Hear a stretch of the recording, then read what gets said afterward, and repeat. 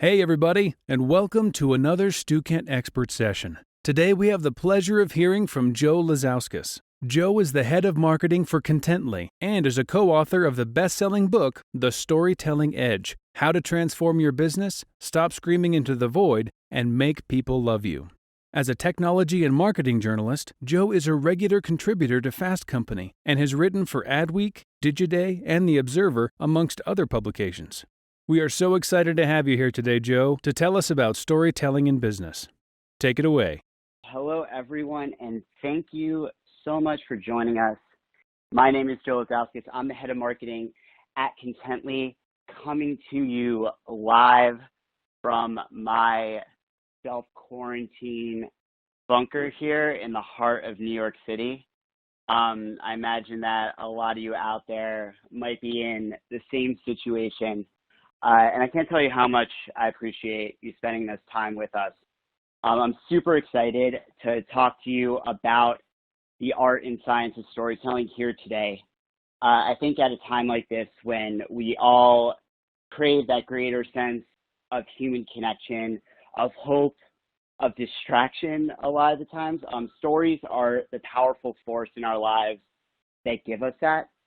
There's this thing that we can devote a lot of our energy towards right now, telling stories that will teach our customers new lessons, will entertain and educate our audience, will spread the stories of the amazing things that different companies from LVMH to Google to Cheetos are doing out there to help right now. So this is a topic more than anything that's near and dear to my heart, and I hope you enjoy what we have in store for you here today. But to start, I want you to take a few breaths with me. I want you to travel back in time. The year is 2007. Barack Obama is hitting the campaign trail. Umbrella is the song of summer. And hipsters in my hometown of New York are wearing far too much neon. And this man, Dr. Paul Zak, is on an airplane back from a neuroscience conference. Now, Dr. Zak is a pretty impressive guy. He's about 6'5" with the chest to waist ratio of Mr. Incredible. He's handsome as hell, and he's a neuroscientist. When you meet him, it's infuriating. It's like, how did this guy get so lucky? And Dr. Zak is on this plane back from a neuroscience conference, and he's furiously typing away on his laptop, scrunched into his seat with little pterodactyl arms, just typing away, because he wants to get home and spend time with his family. He has 2 young kids. When he gets home, he wants to devote his time and attention to them. So he's trying to get all of his work done, but then suddenly turbulence hits. And I'm not talking about normal turbulence. I'm talking about grab onto your armrest, call out for your mama, we're going down type of turbulence. So he does what a lot of us would do. He turns on a movie, and lucky for him, his flight had the Academy Award winner for Best Picture that year, $1 Million Baby. And so as he starts to watch this engrossing father-daughter tale, the world around him just melts away. He's nothing but the screen. He sees nothing but the story. The world just melts away. And before he knows it, the turbulence is over, and so is the movie. But he feels someone, the person to his left, jostling him on the shoulder. And he turns and he looks at the guy. And he's like, what the hell? And the guy's just going, are you okay? Are you okay? Are you okay? And he thinks, yeah, fine. He says, yeah, fine. I'm okay. I'm fine. And then he realizes it. He's been crying uncontrollably.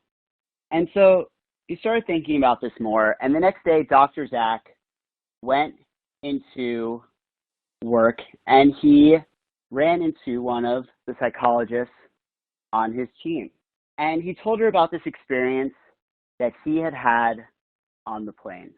And she said that actually she wasn't surprised, because psychologists use stories to change people's moods and emotional states and frameworks all the time. And this got Dr. Zak thinking, because what Dr. Zak and his team had been studying was oxytocin. this neurochemical that at the time we didn't know a whole lot about. We knew that it was present in the brains of mothers when they're with their newborn children. And what Dr. Zach and his team in the lab at Claremont University were studying was other situations in which high levels of oxytocin appeared in the brain, because oxytocin in a lot of ways is considered like a very magical neurochemical. It triggers feelings of love and human connection. And what he thought after this experience on the plane was, hey, maybe oxytocin is bigger than we thought. Maybe it just doesn't appear in human-to-human interaction when we're with our children or other loved ones, but perhaps this neurochemical can be triggered when we see a great story, when we hear a great story, when we read a great story. And that's what his team started to study. And that's in fact what they found, is that great stories make our brain synthesize oxytocin, this neurochemical that triggers feelings of empathy and of human connection. And as they continued to study the impact of stories on the brain, they realized that that wasn't all that happened. And for this next part, I'm going to have to give the simplest neuroscience lesson ever. So our brains essentially run on a series of electric pulses. And when we hear a great story, and when we watch a great story, that neural activity increases fivefold. It's like stories flip on a switchboard, illuminating the city of our mind. Stories illuminate the city of our mind. And neuroscientists have this saying, which is that neurons that fire together wire together. And so if you think about it, this is why we remember so much more information when it's told to us through a story than when we get it in a memo or a fact sheet. And that's because when we're hearing this great story, the neural activity in our brain is increasing. And as a result, those neurons are wiring together, and we're remembering more of that information as a result. So here we see that stories do two really important things. Stories make us remember because all those neurons are wiring together, and stories make us care because of that synthesization of oxytocin. Stories make us remember and stories make us care, which is what all brands really want out of their marketing and messaging, right? They want us to remember their brands. They want us to care about it. But recently, they've been doing more research and found something even cooler, at least for content marketers like me. And they found that through levels of immersion level, which is a formula that they've created through a technology that they've built, which measures our heart rate for attention, oxytocin for emotional engagement, to get these immersion levels that we can study on people. And when immersion levels cross a certain threshold, they're able to predict purchase actions with an 83% accuracy.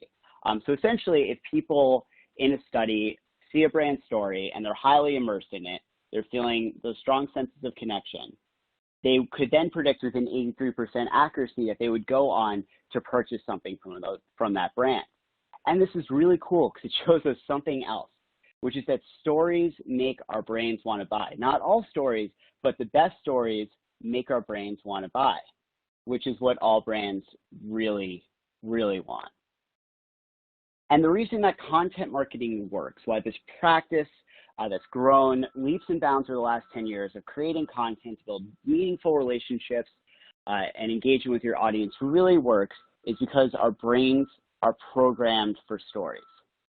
The problem, however, is that most brands are not great at telling stories. They often get caught up in the product plugs, the positioning, the fact sheets, and they put all of those different brand checklists over a great story. And as a result, we see that the top 5% of branded content online in a study by Becking gets 90% of all attention. And so as marketers, as we're faced with this question of how do you break through, and we are competing with the millions of stories buzzing in our consumers' pockets every day, we have this question of how do we break through? And the answer, I believe, is to tell stories that your customers' brains can't help but love. And that's what we're going to go over today. In the research that I've done with various neuroscientists, the 4 keys to highly immersive content. And that's relatability, novelty, fluency, and tension. And so relatability is this sense of, I know this world. I can see myself in this story. And this is why when we are teenagers, we love teen movies. We flock to see movies like Clueless, 10 Things I Hate About You, She's All That, American Pie, because it's a world that we relate to, that we can see ourselves in. It's the same reason that my mom's favorite movie is Something's Gotta Give. And if you go to see the rom-coms with older protagonists in most theaters, you're going to see more of a boomer audience. It's because we're drawn to stories that we can see ourselves in. This dynamic is actually something that BuzzFeed used to become one of the fastest growing media companies of all time. So over the years, but especially in the early days, BuzzFeed would create stories like this, 21 things that could definitely only happen at Stanford. And at first you think, like, BuzzFeed, what are you doing? Like, you trying to get as much traffic as possible. You want to reach a global audience. Why are you creating stories that would only appeal to this really small niche audience? But in fact, BuzzFeed realized something that a lot of people didn't, which is that if you have an article like this with lots of inside jokes written by a Stanford alum, and that person then shares that out to their network of Stanford alums, they're not going to be able to help but click and share that story. And then what's going to happen? They're going to share that story, but who else is in their network, particularly on Facebook, but other Stanford students and alumni who are also going to click it and share it. And before you know it, pretty much everyone who has a Facebook account and went to Stanford has seen this story, hundreds of thousands of people. And this is a formula that BuzzFeed's been able to repeat again and again and again with different colleges, with different ethnic and identity groups. This is the one that they got me with, 35 signs you were raised by a Jewish mother. Top one right now, I feel guilty at least twice a day, not calling to check in on her and how I'm doing here in New York at the epicenter of the crisis. And also that I'm probably not going to be able to come home for Passover. And it's a formula that I've seen actually used really well by even the most niche B2B brand publishers. I love this example from Texas Instruments, which got thousands of shares. It's huge for something like a niche blog for analog engineers, but they use this formula with things like 7 things that only an analog engineer could understand. An article that is super true. There's a lot of things in this piece that I didn't fully understand, but you look at the comments and everyone absolutely felt seen, they felt related to, and they loved the story, and they shared it profusely with their network of other people who they went to school with. And so this can be really powerful, and this is a super easy hack for your content to trigger feelings of relatability, is to call out people directly in the headline, the audience you want to reach directly in the headline. Another example that I really loved was from GE a few years ago, when GE realized that they were losing the recruitment battle for engineers to big tech companies like Facebook and Google, as they're trying to make the transition from being an industrial company to more of a digital technology company. And so GE created this campaign with a character called Owen, who had got a job at a school as an engineer at GE, but really struggled to explain to his friends and family exactly what he's going to be doing. Let's take a look at that video. Proud of you, son. GE, manufacturer. Well, that's why I dug this out for you. It's your grandpappy's hammer, and he would have wanted you to have it.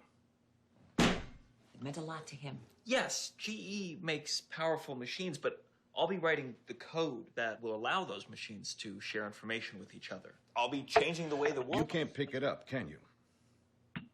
Go ahead. He can't lift the hammer. It's okay, though. You're going to change the world. So this campaign was super powerful. They made a number of iterations of this video. It eventually got pushed as more of a national TV campaign, and it had an incredible impact. It increased the number of engineer applications at GE by 8x, a massive amount. And when I talked to their CMO, Linda Boff, she told me that it also had a huge impact on employee engagement throughout the company.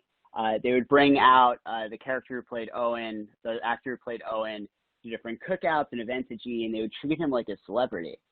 People really loved it, and it allowed GE to really scale up their engineering workforce, to win in the recruiting battle and continue the incredible transformation they've had over the last 10 years. The next key here is novelty. And novelty is this sense in our brains that, this is something new and my brain better pay attention. Because neuroscience research has actually found that our brains light up when we see or hear something new. This research suggests that novelty, seeing new images, engaging with a new story is so powerful because in evolutionary terms, we had to pay attention to what's new in our surroundings to determine whether it's a threat, whether this new animal or tribe coming in is going to threaten our lives, to know whether something is a safe or unsafe food source. But research done at UCLA also suggests that novelty triggers the release of dopamine in the brain as a reward, encouraging us to find out more, to explore our surroundings, to find, say, those new food or water sources that can help with our lives.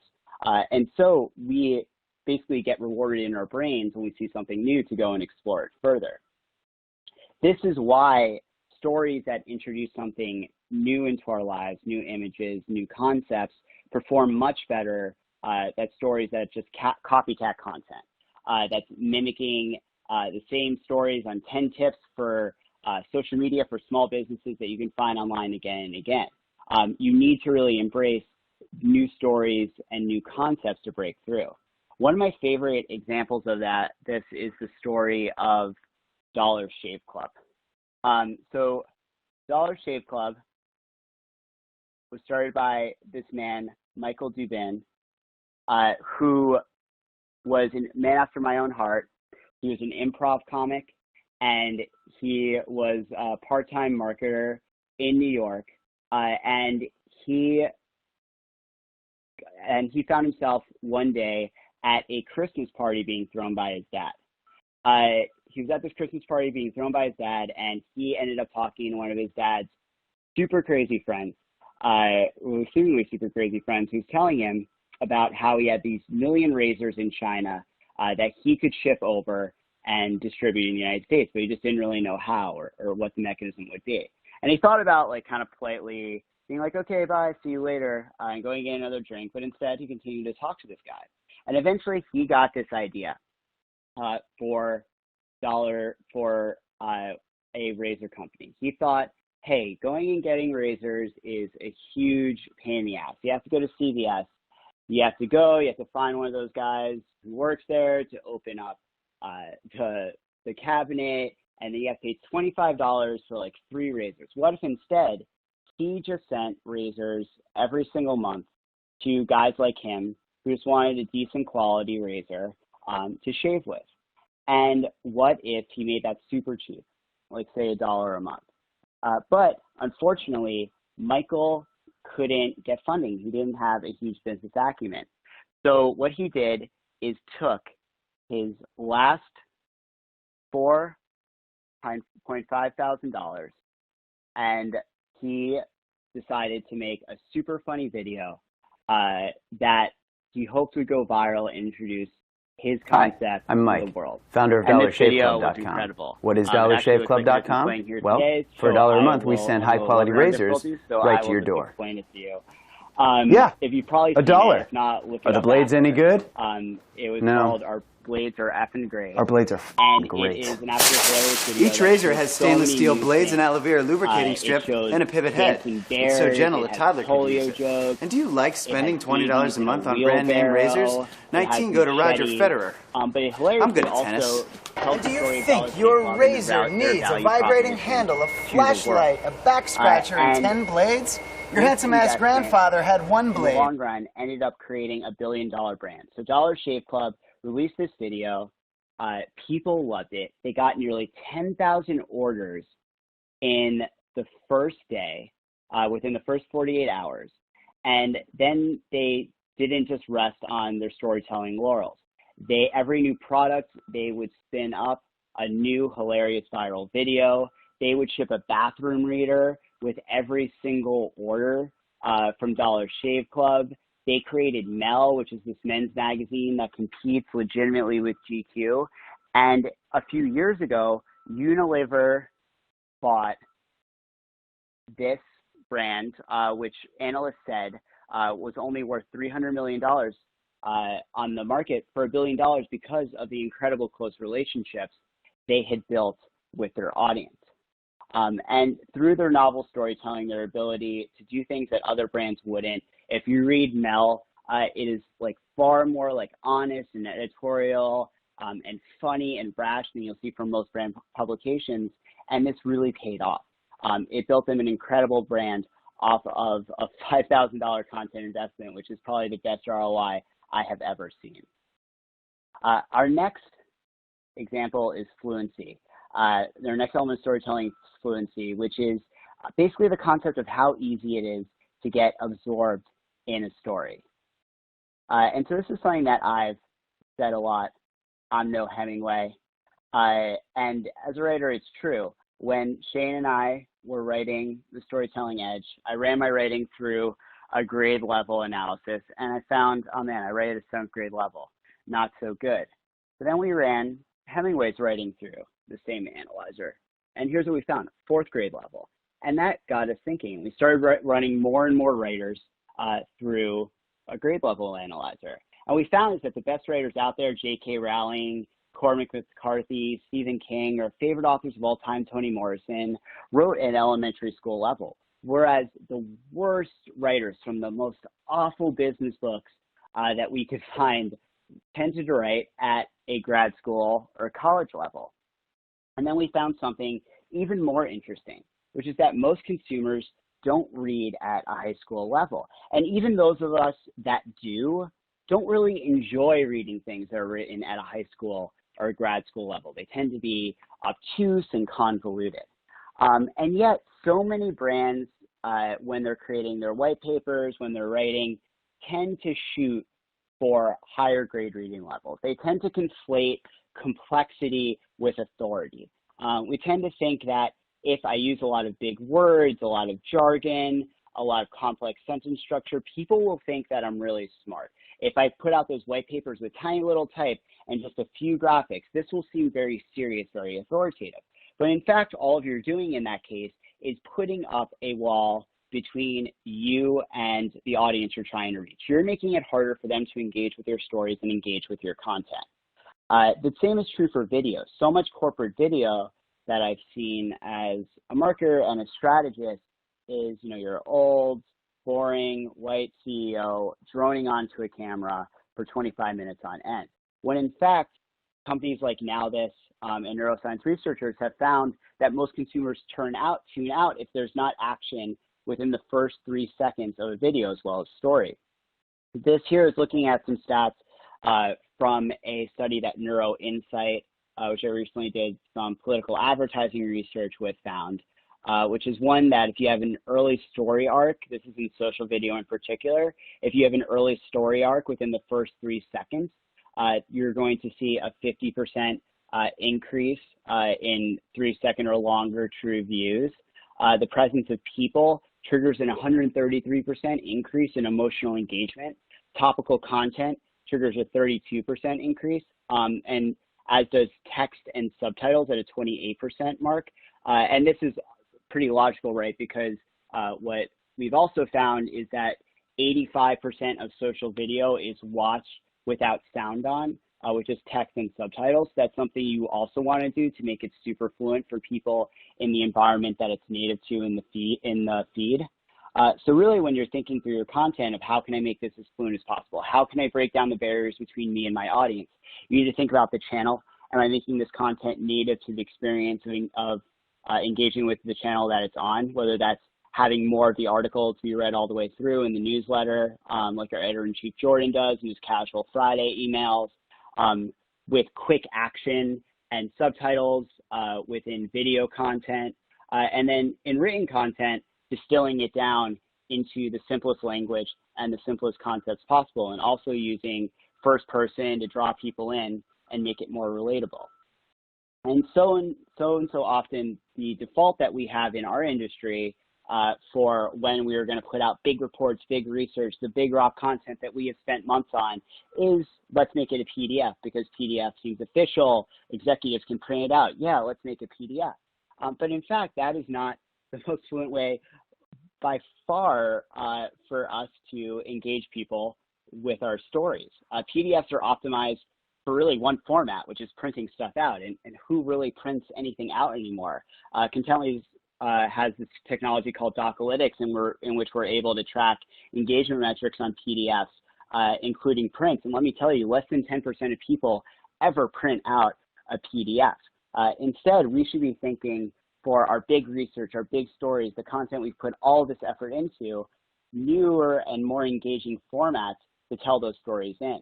One example, again, from GE that I really love is their annual innovation barometer, which is this really immersive experience. You click with your space bar, you go through different graphics and different videos, and it's infused with social video that follows a lot of the principles we just talked about and really brings you in.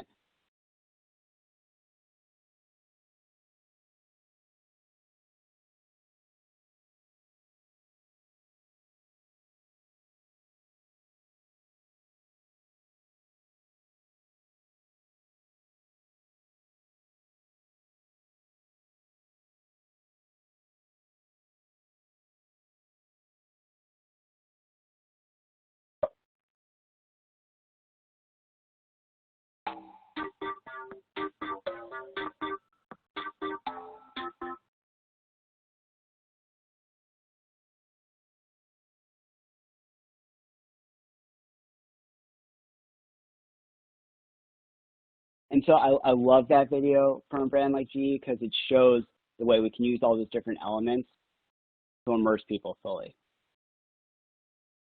So the next key and final key, the key that makes a story is tension, which is the thing that keeps us engaged with all of our favorite stories, whether it's Homeward Bound, whether it's our favorite rom-coms or favorite action films. Tension and conflict are the things that actually make a story interesting. And Aristotle once said that the key to a great story is establishing the gap between what is and what could be. And then the storyteller's job is to almost close and then reopen that gap again and again and again. So think about your favorite rom-coms. The guy is really into the girl, but she doesn't even know that he exists. But then he starts to win her over. He starts to close that gap. But then what happens? There's conflict. The a-hole boyfriend swoops in and ruins everything, and that gap widens again. And although we may need to pee, we may really feel like we want to get up, we can't because we want to see what happens next. And so then he starts to close that gap. He starts to win her over. The a-hole boyfriend starts to screw up. But then what happens? The girl discovers that the guy was actually lying. He wasn't quite who he said he was. And that gap opens again, and he has to make amends. And we keep going through this pattern over and over again until there's the bliss, there's the happy ending at the end. The same is true of action movies. George Clooney and his gang want to break into a casino, and it seems like everything is going good. But then, oh no, things go wrong, and that gap opens again. And we want to stay there. We want to see what happens next. This pattern is absolutely crucial to any story we want to tell. It applies to our thought leadership as well. A lot of brands tend to be allergic to tension, about calling out what's wrong in their industry, what challenges that they've had to overcome, or their customers have actually had to overcome. They want to paint a picture in which things are always super rosy, but actually very honestly talking about the things that are wrong in your industry, the struggles that you have gone through personally, where you've messed up, and the corrections that you make is what makes people engage with you, want to follow along. And we thought about this a lot in particular a few years ago when we wanted to create thought leadership about the importance of story and the power of story. And we didn't want to just do it in a white paper. So we put out a challenge to some of our creators in our network to tell a story about the power of storytelling.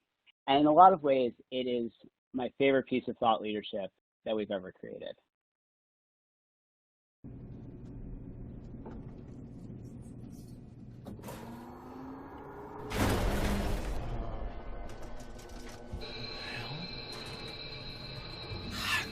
Oh, come on. No, no, no. Hello? Hello? Hello? Hello? You alright in there? No, I'm stuck between the 12th and 11th floor. Yeah, what's your name? Doug. Hi, Doug. My name is Herb. Hi, Herb. I work down in the lobby, and I'm working to get you out. I just need you to calm down right now, okay? It's so easy for you to say to calm down. I'm 200 feet above the ground, man. I'm hanging in midair. Doug, I know what you're going through, buddy. I've been through worse. What's worse than being stuck in an elevator? Doug, I was in Vietnam. I was caught out from base camp.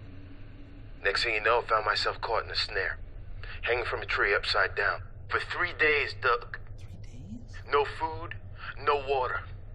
I had a stick of gum that I shared with a monkey. What? Eventually, my monkey friend released me from that snare by gnawing on the rope, and I fell to the ground below, breaking my legs. Oh, God. But you know what? I crawled 3 clicks back to base camp. How long is a click? Oh, with the Viet Cong just barreling down on me. So I'm gonna tell you one thing. You can do this. Are you with me, Doug? It's just straight up impressive. That's all. I'm actually good. I'm calm now. That's what I like to hear, Doug. Hang in there, buddy. Hang in there. You're in now? Nah, man, I'm only 30 years old. I just made that up so that guy wouldn't pee in the elevator again. So you don't have a monkey?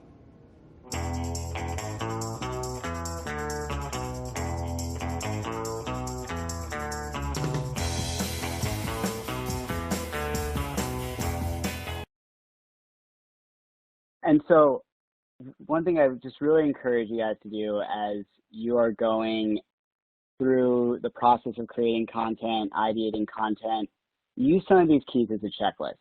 Think, is it relatable? Speak directly to your audience, and whenever you can, make them the central character in your story, or show them a world that they can really relate to. Bring them in. Make your stories novels. Show and tell them something new, a new concept, a new story that they haven't heard before. You don't want to just create copycat content that's like everything else your audience has seen in the past. You don't want to just copy what your competitors are doing. Make it fluent. Think, can I simplify this sentence more, this story more? Am I making it as easy as possible for someone to engage with every piece of content that I'm creating on each of the channels I'm creating it for? And really embrace tension. Tell a story about the gap between what is and what could be for your characters in your story and for your customers. And if you do that, I promise that your content will perform better, that you'll engage people deeper, that you'll build stronger relationships, and you will have a lot more fun in this awesome job that we have of creating content. And despite everything that we have going on right now, all of the challenges that we've seen, I do think that one silver lining is that, people are spending more and more time with content right now than ever. My friend Ben Young runs this analytics company called Nudge, and they've seen a 39% increase in overall attention time, primarily tracking branded content over the last 4 weeks. People are really craving entertainment and education from us. And with all the tools that we have available, even, create and tell stories from wherever we are. If it's our apartment, if we're in an area that there's still, offices open, we can do this. We can tell stories that build meaningful relationships with our audience, that build connections, that make people remember and make people care. So let's go out there and let's tell stories and let's create content that breaks through.